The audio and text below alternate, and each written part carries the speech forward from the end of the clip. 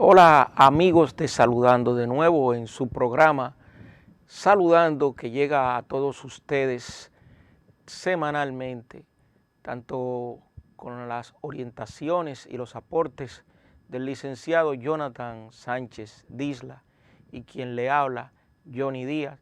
Estaremos compartiendo en esta semana diversos temas de interés para todos nuestros amables amigos televidentes. Vamos a hablar sobre lo que es la repercusión que tiene el desierto del Sahara en la República Dominicana, así como la importancia de la atención primaria que ha ocurrido en nuestro país desde el inicio mismo de lo que es el Sistema Nacional de Salud. Entre otros tópicos tenemos al licenciado Onasi Hernández, que nos viene a hablar sobre las repercusiones que tienen las redes sociales en lo que es la salud mental. Y por último, algunas medidas de importancia que ha tomado la DIDA sobre lo que es el Servicio Nacional de Salud de la República Dominicana. Sin más preámbulo, el desierto de Sahara. ¿Sabías que el Sahara es el desierto no polar más grande del mundo? Su territorio cubre una superficie de 9.2 millones de kilómetros cuadrados, equivalentes a la superficie de Brasil y Chile combinados. ¿Sabías que el Sahara es el desierto no polar más grande del mundo? Su territorio cubre una superficie de 9.2 millones de kilómetros cuadrados, equivalentes a la superficie de Brasil y Chile combinados. ¿Sabías que el Sahara es el desierto no polar más grande del mundo? Su territorio cubre una superficie de 9.2 millones de kilómetros cuadrados, equivalentes a la superficie de Brasil y Chile combinados. ¿Sabías que el Sahara es el desierto no polar más grande del mundo? Su territorio cubre una superficie de 9.2 millones de kilómetros cuadrados, equivalentes a la superficie de Brasil y Chile combinados. ¿Sabías que el Sahara es el desierto no polar más grande del mundo? Su territorio cubre una superficie de 9.2 millones de kilómetros cuadrados, equivalentes a la superficie de Brasil y Chile combinados. ¿Sabías que el Sahara es el desierto no polar más grande del mundo? Su territorio cubre una superficie de 9.2 millones de kilómetros cuadrados, equivalentes a la superficie de Brasil y Chile combinados. ¿Sabías que el Sahara es el desierto no polar más grande del mundo? Su territorio cubre una superficie de 9.2 millones de kilómetros cuadrados. Precisamente, miren la imagen que ustedes pueden ver ahí, desierto de Sahara. La palabra Sahara significa, traducido desde el árabe al latín, lo que es desierto precisamente. Y de ahí que es como especie de redundancia, desierto de desierto, pero realmente los árabes lo que le llaman es a desierto Sahara. Y ustedes pueden ver ahí que ese desierto ocupa lo que se llama un tercio, de lo que ocupa en cuanto a territorio, un tercio de ese continente africano. Y solamente es bañado, atravesado desde la parte sur de toda esa gran porción que llega hasta Marruecos, por ahí, por lo que es el río Nilo. Un río Nilo que fue desde inicio, desde que comenzó la civilización del mundo, una fuente importante para representación de lo que del crecimiento de dicha civilización. O sea, para que ustedes vean toda esta masa territorial que junto constituye un país como China, por ejemplo, unido. Ya ustedes ven lo inmenso que viene siendo el desierto de Sahara, y cuando estos vientos alisios y esas condiciones geográficas que presenta todo este territorio se levanta, a la República Dominicana vienen llegando ese polvo, que es un polvo con características que tiene fósforo.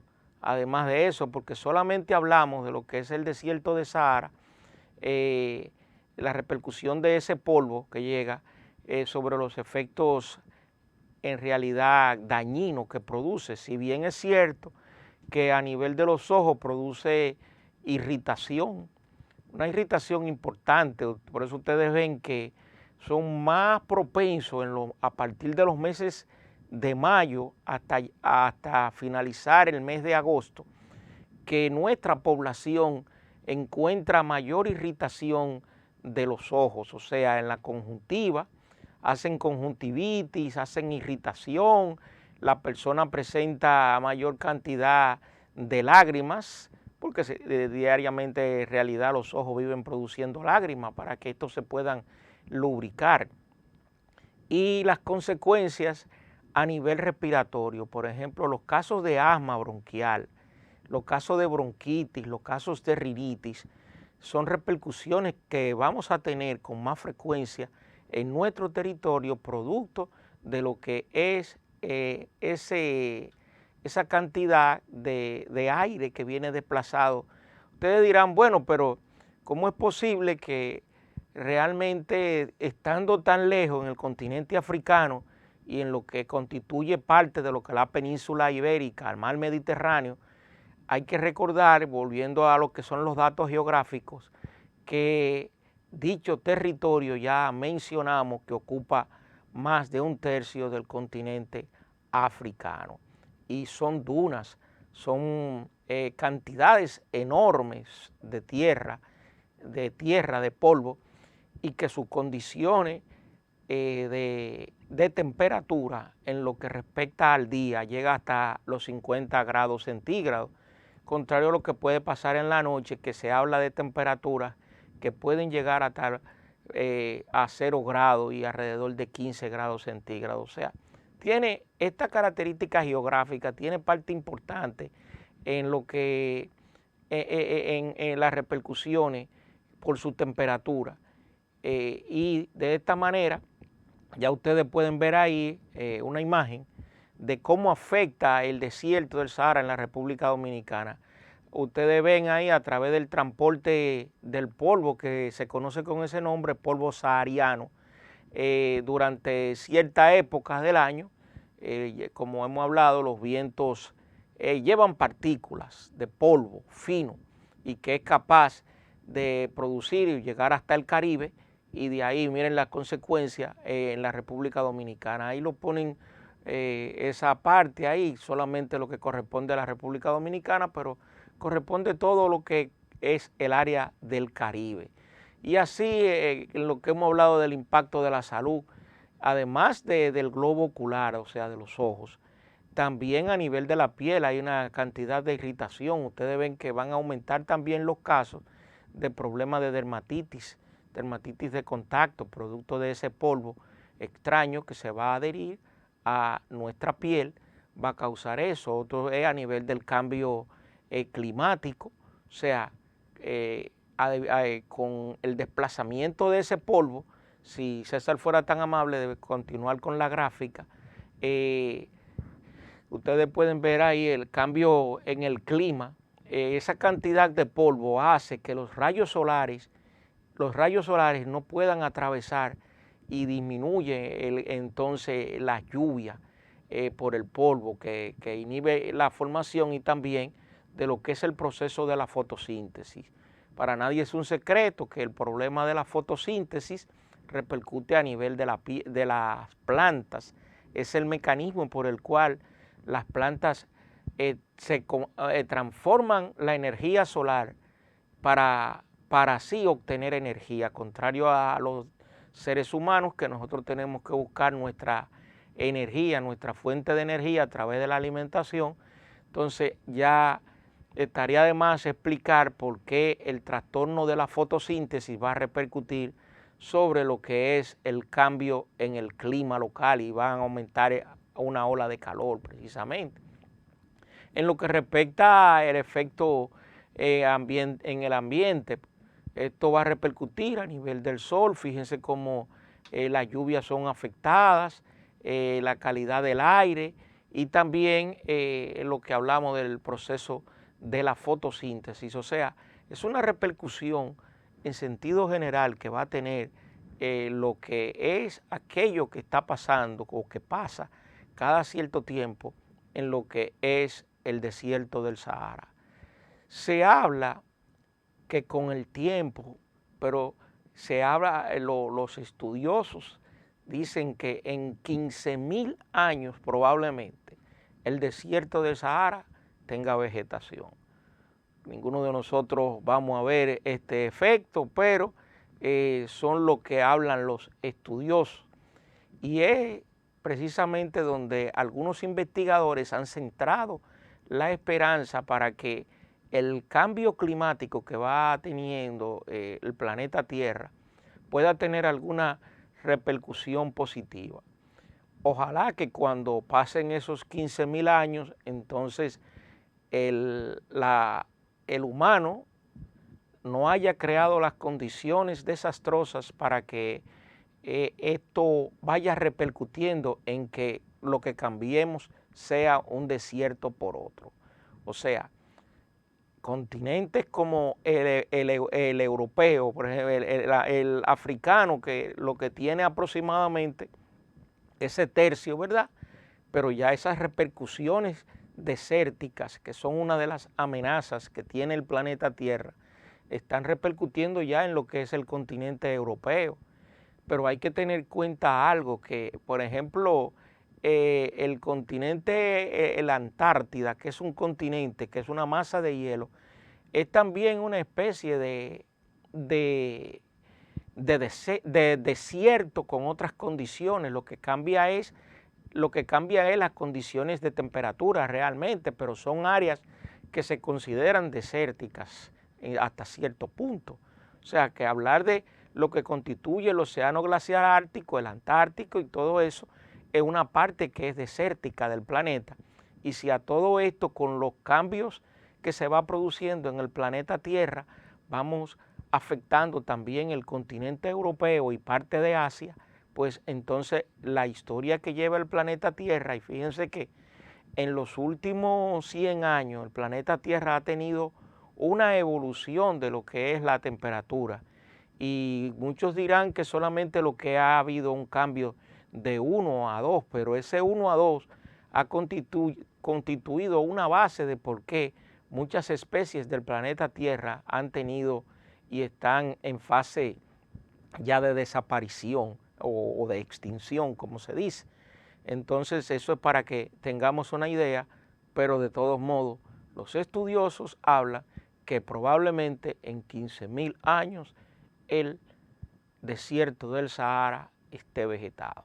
Hasta aquí, amables amigos televidentes, con lo que es las repercusiones del desierto del Sahara en la República Dominicana. Vamos a una pausa y en breve estamos con el licenciado Jonathan Sánchez Disla y quien le habla, hablando sobre las repercusiones y las consecuencias de la atención primaria en la República Dominicana.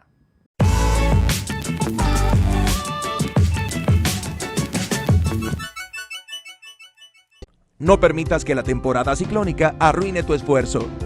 Asegura tus bienes con Angloamericana de Seguros. Más de 25 años brindándole respaldo y confianza a todos los dominicanos.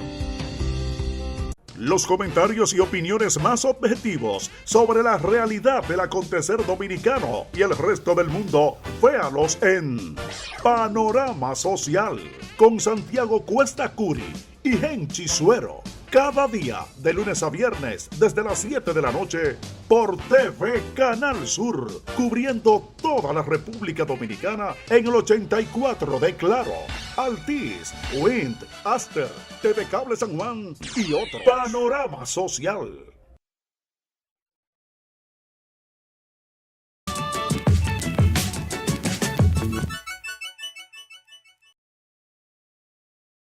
Promulgado la ley 87-01, uno de sus acápites de importancia para la salud de la República Dominicana fue el haber incorporado, como lo han hecho en otros sistemas de salud, lo que se llama la atención primaria, entendiéndose que el 90% de las enfermedades pueden ser atendidas por lo que es la atención primaria, y esto de una manera u otra va a disminuir la carga que tienen hospitales o atenciones, mejor dicho, de otros niveles, porque la salud es escalonada, fue uno de los puntos importantes precisamente de lo que es la seguridad social y el Sistema Nacional de Salud de la República Dominicana.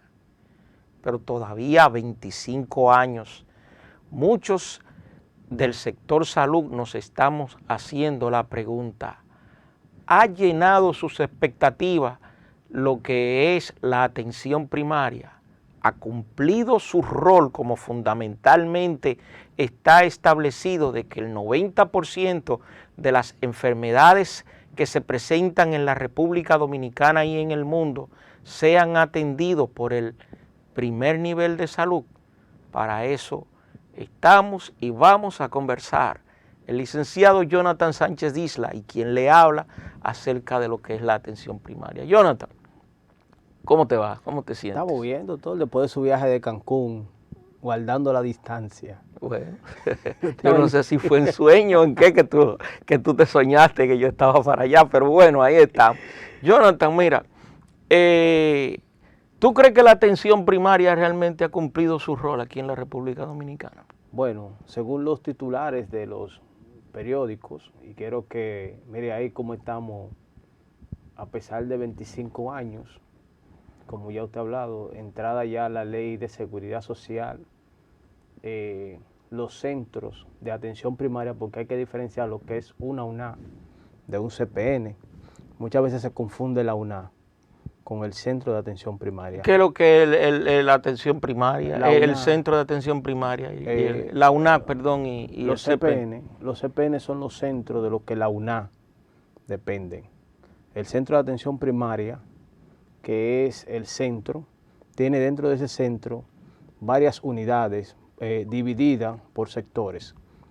Pueden ser por 500 familias, 700 familias, y si en el CPN debe de haber lo que son ginecólogos, pediatras. Pero ya entonces eso no cae en lo que es atención primaria, entonces el CPN sería quizás la diferencia. Sí, el centro de atención primaria, que es el centro de atención primaria, que es el centro donde van a buscar las atenciones que hacen el laboratorio, que están los promotores de salud. Y entonces en la UNA está el médico familiar, está la enfermera, y son entonces 700 familias. Y aquí entonces que juega el rol estelar, el médico familiar. Entonces, en la UNA está compuesta también por la Junta de Vecinos. La Junta de Vecinos cada X tiempo hacen lo que se llaman los famosos croquis para ir actualizando las enfermedades, las nuevas enfermedades que pueden haber, los que se mudaron, los nuevos que llegaron, nuevas embarazadas. Entonces, esto es la UNA. Pero ahora lo que vemos dentro de la UNAD y dentro de los CPN es que le han puesto emergencia, cuando no es un rol del centro de la atención primaria, porque aquí es el primer nivel de atención de salud, es prevención de la salud. Claro. No es curar, no es curar. Entonces, en algunos centros de atención vemos que hay emergencia, entonces ahí deja de ser ya un centro de atención primaria. El primer nivel de salud es la prevención, es prevenir. Y aunque en el país existen 1.700, 568 unidades de centro de atención primaria, esto aquí quiero ver en los periódicos, lo que muchos periódicos han puesto como el ataúd. Las UNA son como los ataúdes ya de las personas que van a buscar los servicios. Y esto, la creación de las UNA, lo fundamental era de que los hospitales no tuvieran tanto paciente dentro. Se descongestionaran. Entonces, ¿qué pasa? Esto también, la ley de seguridad creó lo que fue la referencia. El médico te refiere, por ejemplo, si hay una enfermera, una embarazada que no se puede atender en la UNA, que tiene algunos niveles de riesgo, que presenta alguna preeclampsia, entonces, ¿qué pasa? El ginecólogo la refiere al hospital de segundo nivel. Entonces, ¿qué pasa? Ellos directamente lo que hacen es que ellos mismos se refieren y van de una vez al segundo nivel de salud. Y si durante el embarazo son atendidos aquí en la UNA, ¿qué pasa? No vuelven a la UNA, se quedan. Entonces, cuando tú retornas a la UNA, que es como puérpera, que se llama, aquí, ¿cuál es el trabajo que se debe de hacer? Vacunar al niño planificación ya con la madre, y también ya nos hemos dado cuenta que las embarazadas difícilmente mueren en el hospital. ¿Dónde que presentan la situación? Después que salen del hospital. Entonces, se aconseja o se le dice durante la charla de que vuelvan a los 5 o a los 4 días a la UNA para ver si hay algún sangrado, para ver cómo va la salud y para poder prevenir cualquier situación. Pero dentro de los centros de atención primaria, los promotores de salud lo que están es archivando el expediente, vestidos de enfermeros y de enfermeras, cuando no es un rol propio de los promotores de salud. En el 2020, en plena pandemia, en el 2021, le presentamos al Servicio Nacional de Salud lo que fue el modelo de promotores de salud, y dejamos muy avanzado ya esta parte, pero eso fue unos programas que tuvimos de atención primaria. Dentro de sus capítulos nosotros pusimos de que el promotor de salud sea estudiante de medicina. Lo que pasa es que yo, entre todo esto, fíjate, la intención y el deseo, o como se le llame, que las personas muchas veces tienen de querer hacer las cosas, de querer realizar algo, mejor dicho. En este caso de lo que es la atención primaria, ha ido divorciada. ¿Y por qué digo que ha ido divorciada? Porque es difícil cuando ya un país tiene una educación y, por ejemplo, hasta los años 60, 70, todavía en la República Dominicana, eran contados lo que eran los médicos especialistas. A partir de esa época comienza a haber el pediatra. Antes lo que había era el médico general. El médico general que tenía los conocimientos de todo, atendía a todo y resolvía entonces precisamente lo que habla de la atención primaria, que es el 90% de las enfermedades. Un médico general estaba en la capacidad de resolver el 90% de las enfermedades que se le presentaba a un individuo. A partir de ahí comenzaron las especialidades, claro está, para beneficio, por lo que fuera, pero ya en el 2001 a la población se le cambia el chip. Hay que cambiarle el chip. No, mira, ya no es al especialista primero, es a la atención primaria. Y es difícil en este siglo XXI tú convencer a una mujer o a un padre de que, y más si tiene abolengo, de que su hijo primero tiene que verlo el médico general. Él no te lo va a aceptar. Él no te lo va a aceptar. Entonces, por ahí yo creo que debe haber todavía a 25 años que estamos de este proceso, dirigir cañones hacia lo que es una campaña de educación. Una campaña de educación que primero las personas tienen que ir a la atención primaria, una especie de lo que pasa con el triaje que está puesto para las emergencias. El triaje te clasifica, bueno, tú tienes que ir para el cardiólogo, tú tienes que ir para el cirujano, tú tienes que ir para allá, tienes que hacer esto. Entonces, me parece que ese pedacito de información, de idea, le falta para que la atención primaria, y lo que le digo, un proceso de educación que para el siglo XXI, en cualquier parte del mundo, vuelvo y te digo, pero la gente no sé si porque nosotros somos un país pequeño, no tiene, en otros países las personas van dirigidas hacia el médico. Él no clasifica, él no tiene como esa misma potestad. Tú te encuentras, por ejemplo, los Estados Unidos. Los Estados Unidos tienen ese esquema de atención primaria y funciona. Y tú no lo puedes saltar. Una persona puede ser cardiópata, puede ser lo que sea, tener un problema de ortopedia, de cirugía general y él va primero a su atención primaria, y cuando el médico de atención primaria considera, es que entonces se debía. ¿Cuál es el problema? Donde también ha podido fallar, que muchas veces el médico de atención primaria, oiga lo que te voy a decir, deja de también comprender hasta dónde es su rol. Hasta dónde, ¿verdad? Usted, bueno, mi rol es hasta aquí, bueno, debe entonces de vengar de que debe ir hacia un segundo nivel o a un tercer nivel.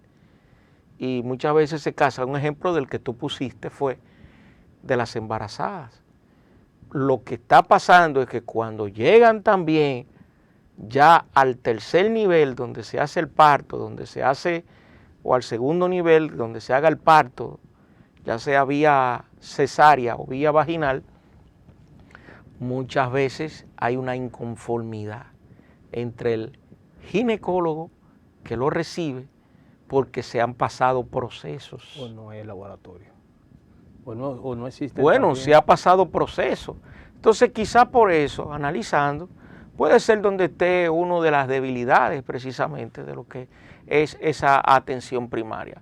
Pero tal y como tú señalas, lo de la atención primaria ha tenido sus entuertos, sus dificultades, precisamente por esa razón, porque solamente quizás la atención primaria puede tener una aceptación y de tener más rol de importancia hacia lugares recónditos, pero ya la República Dominicana tiene un esquema de salud donde el lugar más apartado donde tú te encuentras, ya a media hora prácticamente, en lo que puede ser los medios de transporte, tú te encuentras con un nivel de atención ya que te hace parto, que te hace cirugía, que te hace lo que corresponde a lo que es un nivel de atención primaria ya de otro nivel en el que se pueda resolver eso. Y entonces muchas personas, ¿qué suceden? Dicen, bueno, ¿para qué voy yo a estar perdiendo mi tiempo? Entienden ellos, en un lugar que lo que van a hacer es llenarme documentos y entienden que lo que hace es ralentizar, por no decir enlentecer o entorpecer el proceso. Mira, doctor, yo he tenido la oportunidad de recorrer los centros de atención primaria, tanto del distrito como de la provincia de Santo Domingo Norte. ¿Cuál es la situación que radican los centros de atención primaria? Que muchos no hay laboratorios. Entonces, en el centro de atención primaria no está el laboratorio. No está tampoco la bandeja de planificar la pólvora cuando va. Entonces, ellos muchas veces lo que dicen es, mejor voy al hospital, me dan mi receta y voy un solo día y hago todo. Pero entonces aquí tengo que tomar una consulta, venir donde el médico, y entonces voy a tener que ir al hospital más cercano a hacerme las pruebas. Ejemplo, si usted queramos tomar un ejemplo en Santo Domingo Este, Vietnam de los Minas. Vietnam de los Minas, el laboratorio, y yo tengo imágenes, ahí no hay laboratorio. ¿Sabe qué es lo que está haciendo el laboratorio? Donde estaba el área del laboratorio que se dejó en la gestión pasada hecho, aunque usted no me dice lo que es. ¿El laboratorio? Archivo. ¿Qué? Archivo. Ahora ahí lo que archivan. O sea, donde está el laboratorio, ahí se está archivando. Pero de antes, ahí lo que pero bueno, porque ya ese es otro tema porque también. No el famoso archivo de buscar en un... Sí, los archivos normales. Con un expediente, con todo ese tipo de cosas. Eso es lo que está el laboratorio. Y no hay un banco de datos, o sea, con de informática. Como el polvo de Sahara, pero en 500.000 años, sí, vamos a tener esa. Pero es que eso es, por ejemplo, una computadora. No hay computadora, doctor. Pero en los hospitales propios, la computadora falla. Imagínense, entonces, un ejemplo, yo puse ese centro, que nosotros en su momento hicimos un reporte a los Servicios Nacionales de Salud, porque nosotros hacemos estos programas para que puedan enderezar lo que está mal y seguir lo que está bien. Entonces, ese uno. Cuando fuimos a Aldea de los Minas, el piso del laboratorio se estaba cayendo. Filtraciones. Y eso está, yo lo tengo documentado y en foto y en todo. Entonces, si nos vamos a Santo Domingo Norte, en lote y servicio, gracias a Dios que en una ocasión lo remodelaron, ahí era que era un asco de verdad. Entonces, la salud no puede seguir porque hay que sacar lo político. En los países desarrollados, la clase alta son las que estudian medicina. No son gente populista como un Waldo, que lo que anda es mendigando salario, arrodillándose al gobierno, porque no hay una sola propuesta que el colegio médico ha hecho para la atención primaria. Lo que van allá es a pedir dinero al Estado, y el Estado no le dice a ellos lo que los médicos tienen que hacer. El médico de la tarde, de la mañana no ha llegado, y el de la tarde ya se fue. Las SUNAT, que funcionan de 8 a 4, a las 12 están cerradas. A las 11 de la mañana ya el personal que tiene que irse a la 1 o a las 12 ya se ha ido. Entonces, esto tiene también que ser parte de lo que el colegio médico planteó. Un ejemplo, usted como cirujano, usted, si le van a aumentar, usted también puede hacer una meta en los hospitales, y eso puede ser parte del acuerdo. O sea que los médicos pueden tener metas dentro de la SUNAT.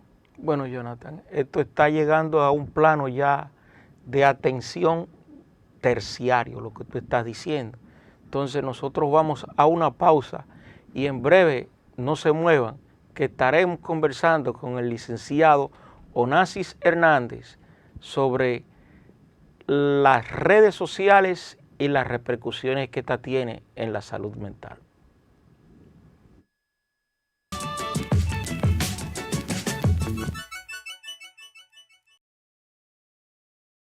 Se renueva, poniendo la tecnología al servicio de la gente, cerrando la brecha digital, reordenando el espectro radiofónico nacional y acercando cada vez más las herramientas de la comunicación al ciudadano, promocionando mediante consenso un mayor nivel de inversión en el sector, imprescindible para el mantenimiento de la calidad del sistema. Son proyectos y logros que nos proponemos alcanzar en la presente gestión. Indotel, la tecnología al servicio de la gente.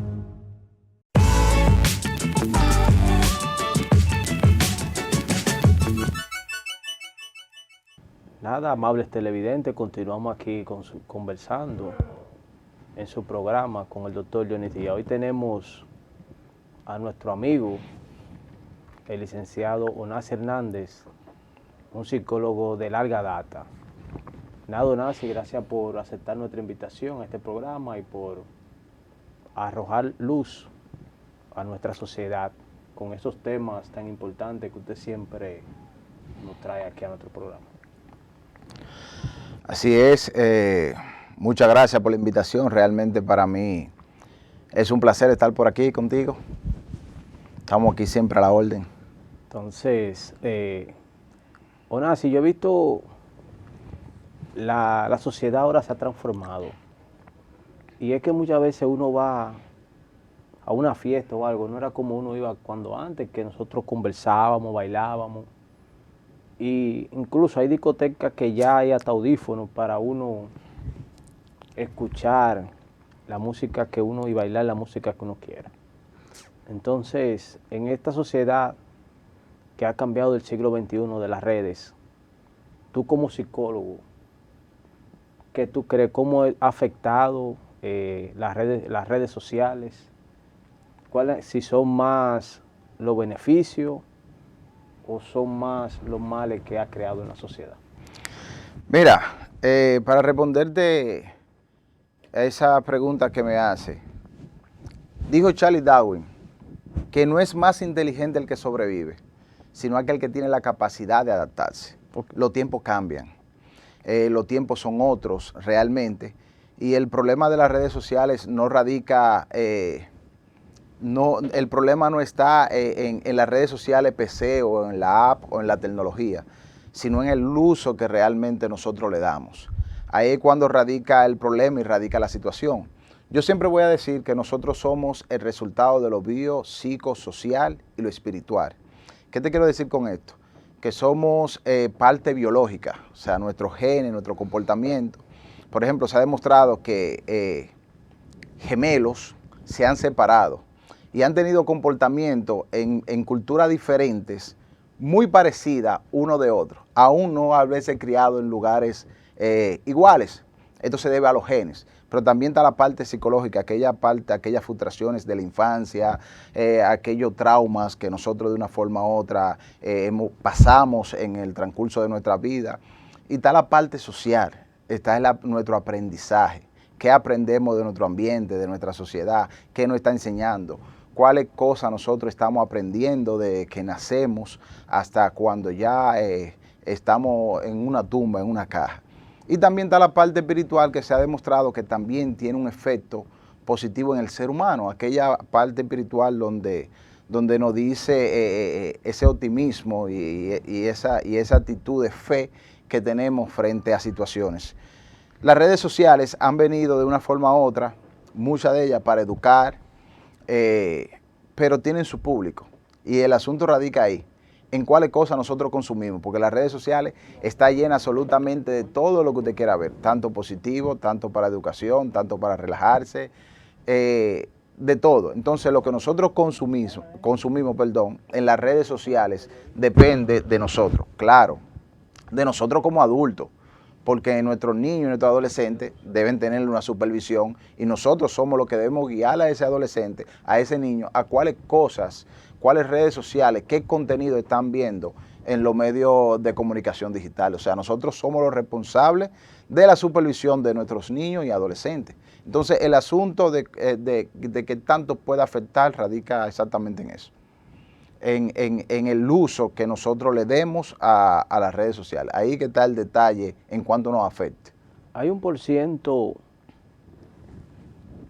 de cómo esto ha afectado a las familias, porque he visto muchas madres que dicen, vamos a poner la tablet para que el niño se tranquilice. Tú como psicólogo y como especialista, ¿tú crees que esto es válido? ¿Qué tan importante es el celular, la tablet? Si se puede poner en realidad para que el niño se tranquilice, y también, aunque solamente se ve una parte de la infidelidad, cuando yo salgo, o la mujer sale, o el hombre sale, que lo hace también con otra pareja, pero también existe la infidelidad cibernética, que tú ves también que hay personas que tienen novios y hacen sexo también por las redes sociales. Estas personas que tienen estos tipos de novios, esto es patológico, es normal.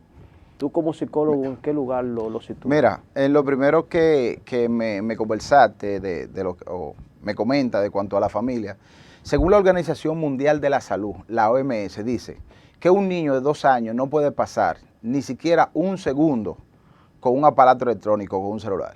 Sin embargo, la realidad en nuestros hogares es muy diferente, porque mira dónde radica el asunto.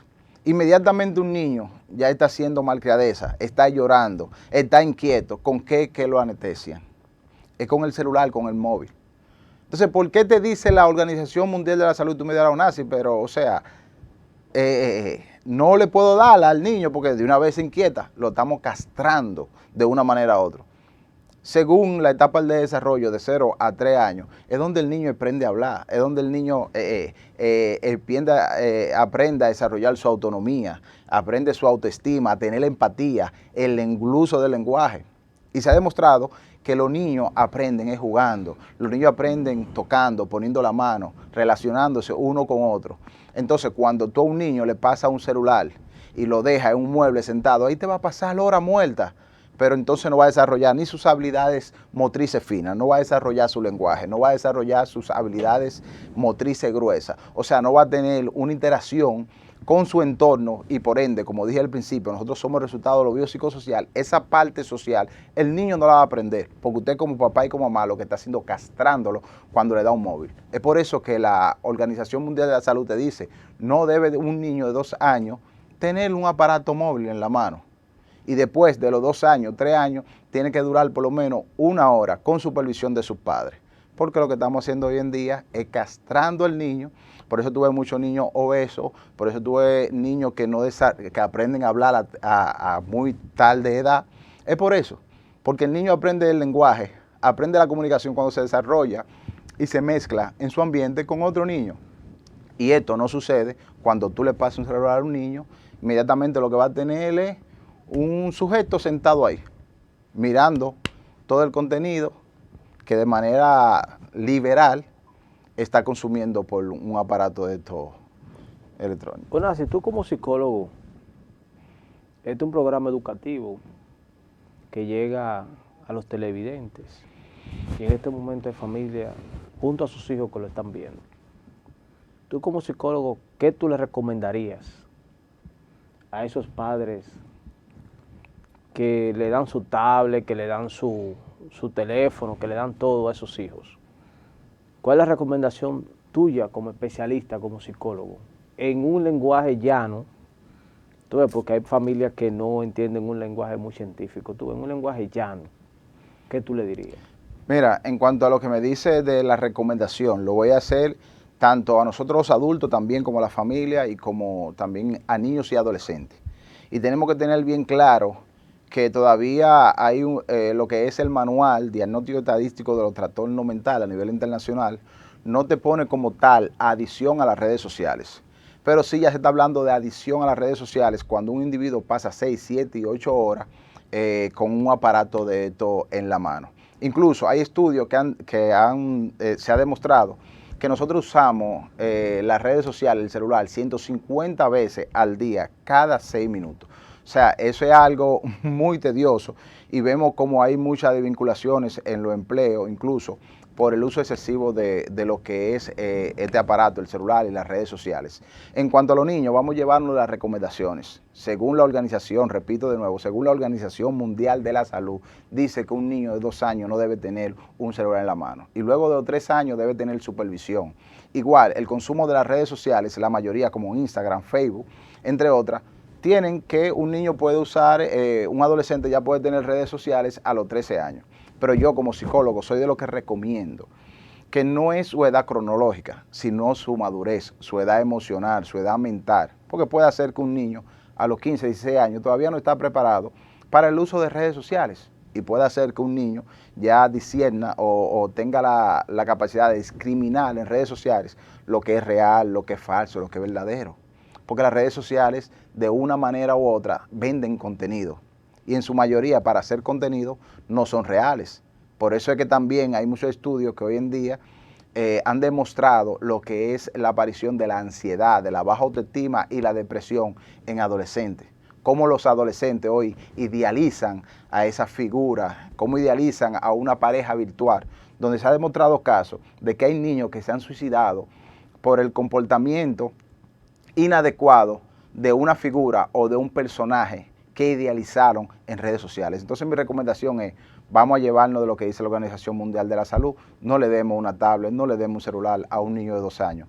Y nosotros vamos a cohibirnos un poquito más de lo que son el uso de las redes sociales. Y algo que yo particularmente uso es no tener las notificaciones, porque las notificaciones hacen que usted esté pendiente. Cada vez que llega una notificación, ahí tú estás pendiente del aparato. Y en cualquier momento lo va a estar abriendo. Entonces, elimine las notificaciones, sea consciente del uso que le está dando a las redes sociales, para qué fines y lo que usted busca en las redes sociales. Yo creo que es algo que nos puede ayudar. Bueno, si guardando la distancia, a tus 12 años, ¿cuál es el juego que más tú disfrutabas con tus amigos? El topado. El topado. A lo que le decían el topado, lo que le decían la cantarita, jugar la cantarita. Y lo importante de antes y de ahora es que se ha perdido esa habilidad de donde nosotros, por ejemplo, no íbamos a un gimnasio, pero correteábamos tanto en el patio y en los lugares que nosotros vivíamos en forma. O sea, nosotros vivíamos en forma porque vivíamos haciendo ejercicio, ¿tú me entiendes? Vivíamos compartiendo con los demás esa parte social. De ese vínculo que no se debería perder nunca, independientemente de la amenaza de los celulares, de redes sociales, porque por eso hoy en día hay más personas hipertensas, por eso hoy en día hay más personas obesas, exactamente por eso, porque el uso de las redes sociales, el uso de estos aparatos electrónicos han castrado lamentablemente esas habilidades que nosotros como individuos tenemos y que realmente necesitamos, el correr, el juguetear. La ciencia está ahí y se ha demostrado de que para nosotros aprender como individuos en nuestro desarrollo debemos jugar, debemos brincar y debemos relacionarnos con los demás. Incluso el aprendizaje, el lenguaje, después que usted pone un niño a la escuela, es cuando más rápido aprende a hablar, cuando se está relacionando con los demás. Y el gran problema de nosotros hoy en día es eso. El uso del celular en menores de edad. Cómo castran a nuestros adolescentes el uso de estos aparatos. Como tú eres de otra generación, yo quiero que el doctor Johnny, que está aquí, venga, no, el doctor Johnny venga aquí y nos diga, doctor, ¿cuál era el juego de usted preferido?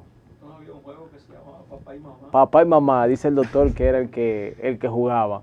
¿Tú llegaste a jugar mano caliente? Sí, yo llegué a jugar mano caliente, pero que la percepción de la realidad de antes y de hoy era muy distinta, y exactamente quizás porque las redes sociales y los medios tecnológicos han venido a conectarnos con el mundo.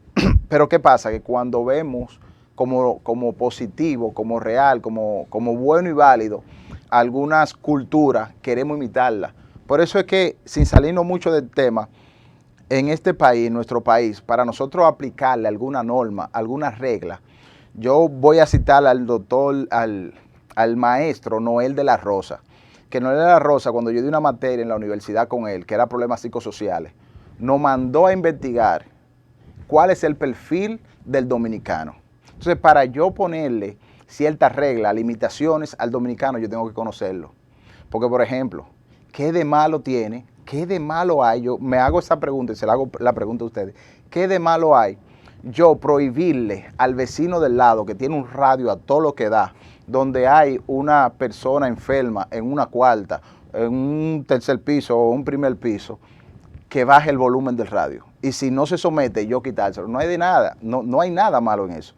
Sin embargo, no conocemos que el dominicano es así, que el dominicano es alegre, que el dominicano es orgulloso, que el dominicano en cualquier parte del mundo se distingue exactamente por esa forma que tiene, esa habilidad. Entonces, cuando yo conozco al dominicano, yo sé cómo le voy a entrar, yo no lo voy a afrontar de esa manera.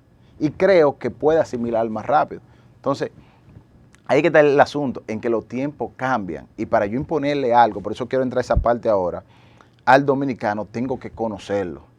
Por ejemplo, aquí se aporta el 4% de la educación. Y perdona que el tema te lo ponga por otro lado, pero es necesario. El 4% de la educación se aporta en este país. ¿Desde cuándo? Tenemos mucho ya con ese 4%.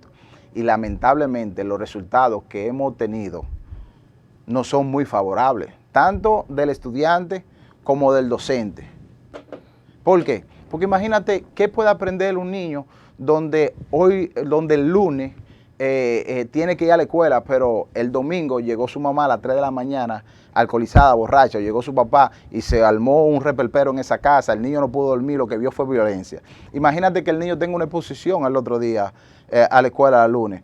¿Qué va a aprender ese niño donde vio una violencia en su casa, donde pasó por situaciones? Pero llévalo al docente también.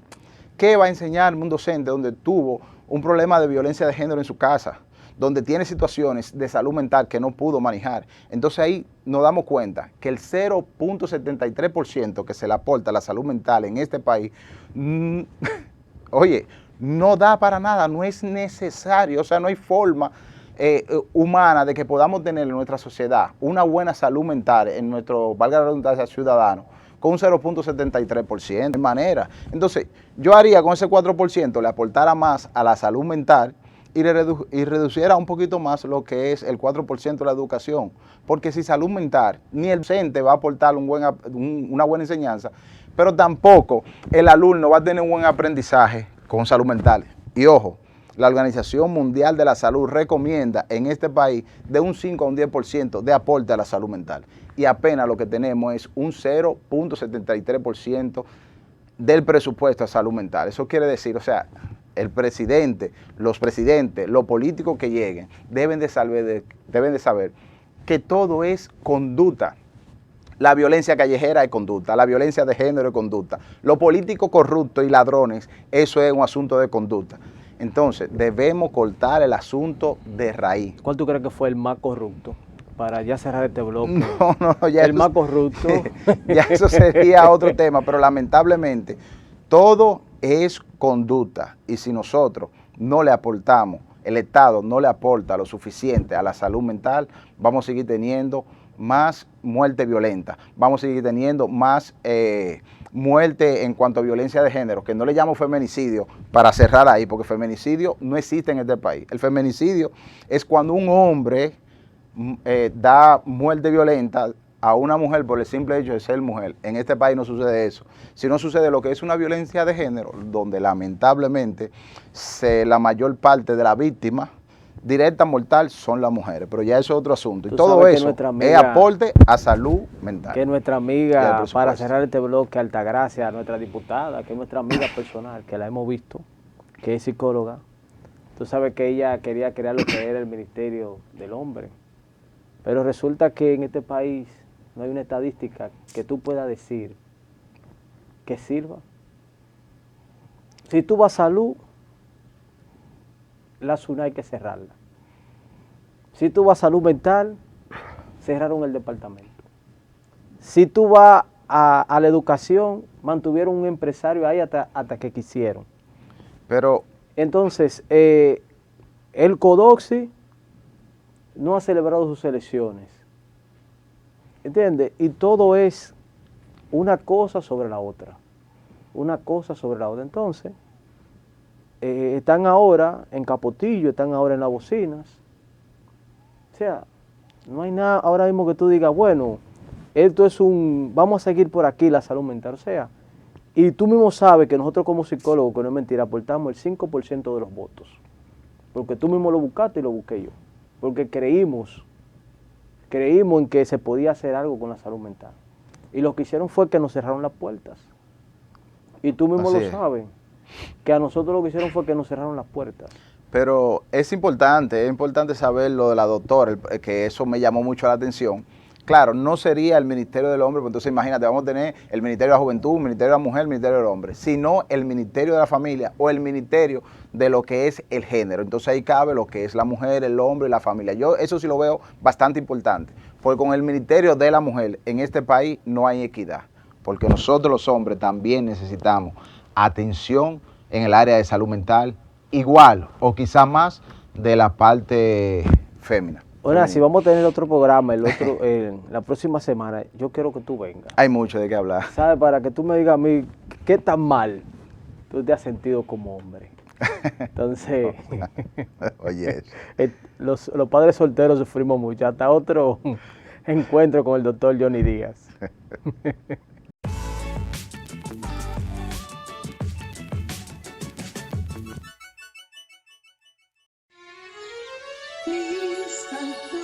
En el presente, San Juan nos regala sus paisajes, sus frutos y un futuro que brilla como el sol. Con cada semilla plantada, construimos el desarrollo que nos brinda una tierra bendita y nos compromete a crecer cada día por el bien de nuestras familias. San Juan.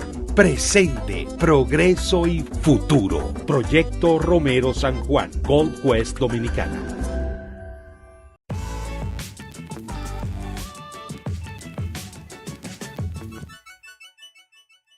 Nada, hemos regresado de la pausa y vamos a tener ahora, hablar con el doctor sobre lo que ha sido la DIDA, la CESARRIL, las últimas noticias que ha dado la DIDA y si ha sido favorable para ustedes, los galenos, y cómo esto va a afectar la salud en la República Dominicana, porque la famosa ARS han dicho que no están de acuerdo con algunas medidas que ha tomado la CESARRIL en los últimos días. Dice que esto afecta ya lo que se le den presupuesto a ellos. Entonces nosotros queremos oír al facultativo, al doctor Johnny, que vive en carne propia lo que pueda pasar.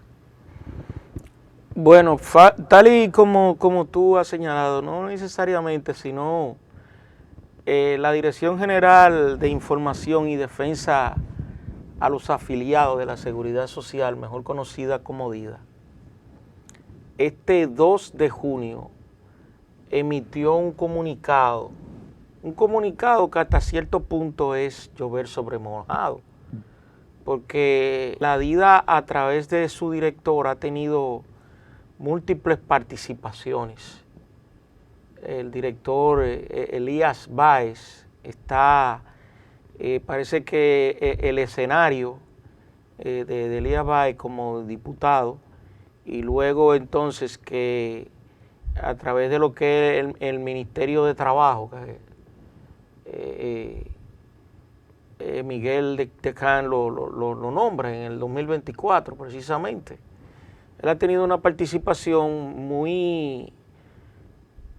con mucha frecuencia hasta cierto punto en la palestra pública, pero hay algo que nosotros queremos dejar claro, y es que sí, las personas tienen todo el derecho, ¿verdad?, a tener la participación de defensa con lo que respecta a las posiciones, pero debe ser coherente hasta cierto punto.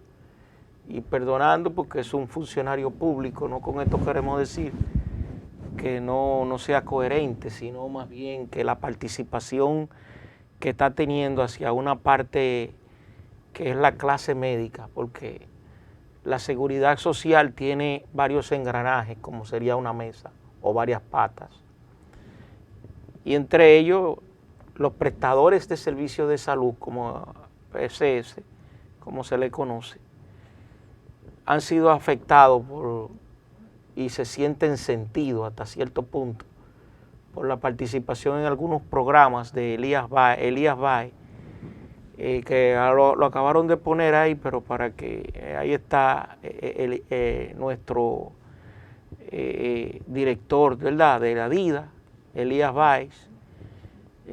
Caramba, Elías, sí, sería bueno que revisara un poquito, porque en cada participación que tiene, los médicos nos hace sentir realmente como delincuentes.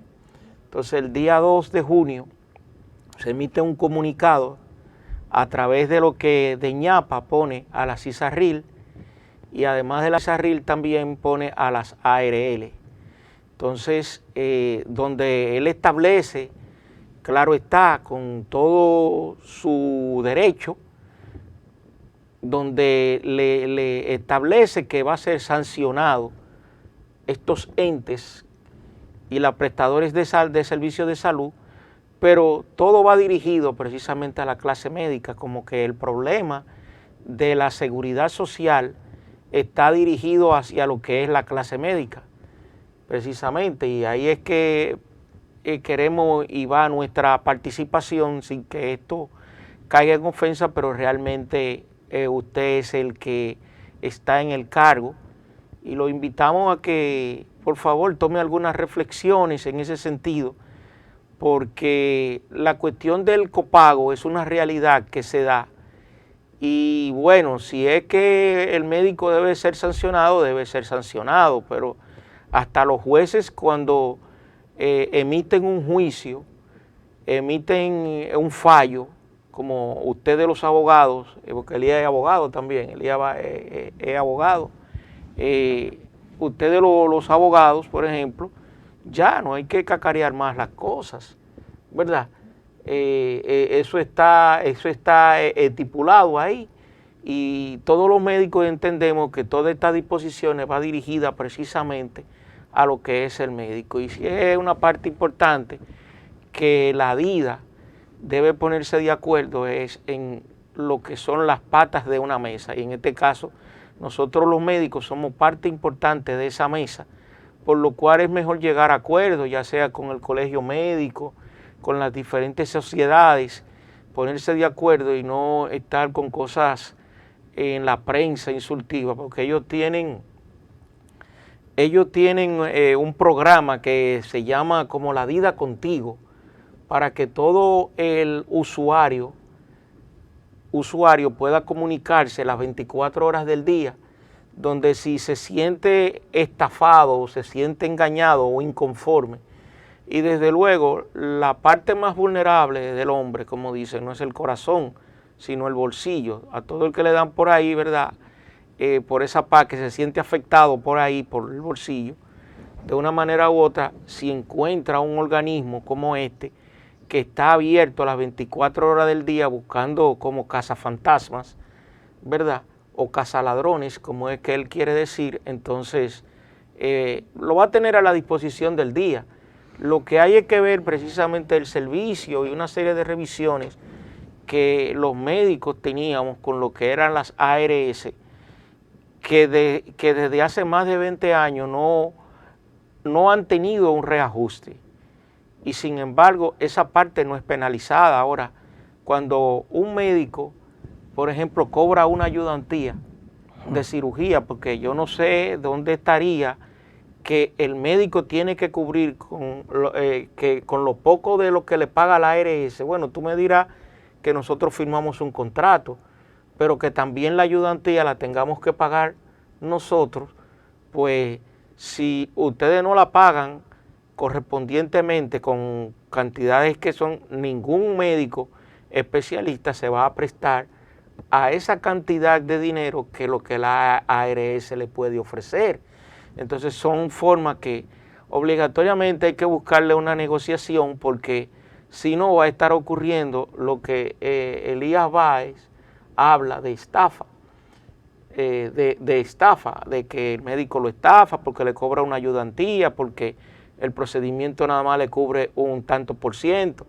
Bueno, lo más recomendable es ponerse de acuerdo, porque la vida en realidad tiene muchas partes que tiene que revisar, y cuando él menciona la CISARRIL, yo entiendo que la CISARRIL, ¿verdad?, merece una revisión en cuanto a los afiliados, aquellos pacientes que necesitan, que tienen que pagarle una licencia médica. Yo quisiera también que saliera a la luz pública a esos pacientes que con esa licencia médica que las empresas reportan que son ellos que tienen que pagársela, muchos de ellos, porque a nosotros también nos llega esa información, no se la pagan o se la pagan tardía. ¿Cómo así, doctor? Bueno, la ley establece que si una persona se va de licencia médica por una enfermedad, por lo que sea, entonces esa empresa tiene que reportarlo a la CISARRIL. Mandar, si es por ejemplo por 30 días, la CISARRIL, no sé qué porcentaje le paga de su salario, si es el 100% o una parte y la otra se la paga la empresa. Entonces, muchos usuarios, por ejemplo, uno le da una licencia de 15 días o un mes por una cirugía, y entonces después vuelven donde uno porque la CISARRIL le exige muchísimas documentaciones y pasan meses sin que se la paguen. Cuando en realidad, por ejemplo, si tú estás de licencia médica y tu empleador, ¿verdad?, como es lógico, porque eso es una forma de defender la empresa, y para eso es que existe precisamente la CISARRIL. Entonces la CISARRIL coge y lo lleva o lo envía esa licencia médica de un mes o de 15 días para que sea entonces la CISARRIL que le pague el salario a ese empleado. Y si no es por lo que dicen algunos pacientes, porque ahí volvemos a lo mismo, porque me he visto en muchas ocasiones en esa situación que he tenido que llenarle varias veces, ¿no? Y me han dicho, doctor, por ejemplo, no me han pagado, la CISARRIL no me lo ha pagado. Entonces, esa sería también una parte importante que Elías Báez tendría también como defensor, ¿verdad?, como defensor de la seguridad social, que Elías Báez tenga esa participación, no solamente como se está viendo que es nada más con los médicos. Y así entonces las cosas no se ven dirigidas como que son de manera personal, porque volvemos y decimos, por este canal no estamos diciendo que probablemente Elías Báez tenga razón, porque en la cuestión del copago, o sea, el copago lo que ha establecido, si el copago ha establecido que el médico lo que le tiene que cobrar son 1.500 pesos, 2.000 pesos de diferencia a ese asegurado, eso es lo que está establecido. Ya nosotros como médicos entendemos, bueno, si yo firmé contigo de que yo solamente a tus usuarios lo que le iba a cobrar era 1,000 pesos, pues ya yo tengo que cumplir con esa parte. Por eso vuelvo y digo, es probable que Elías Báez tenga razón en parte, pero no en todo. Entonces, como no es en parte, no es en todo, y ha habido algo violatorio hasta cierto punto entre ambas partes, tanto entre lo que son las ARS, las ARL, las ISARRIL y la misma DIDA en sí, pues entonces lo ideal es sentarse a una mesa de negociación y no dirigir los cañones solamente hacia los más afectados y los que juegan un papel importante en lo que es la seguridad social, que somos nosotros los médicos. Hasta aquí nuestra participación de Saludando. A ustedes, amables amigos, como siempre, las gracias por la atención. Los invitamos a que estén con nosotros en otra entrega de Saludando.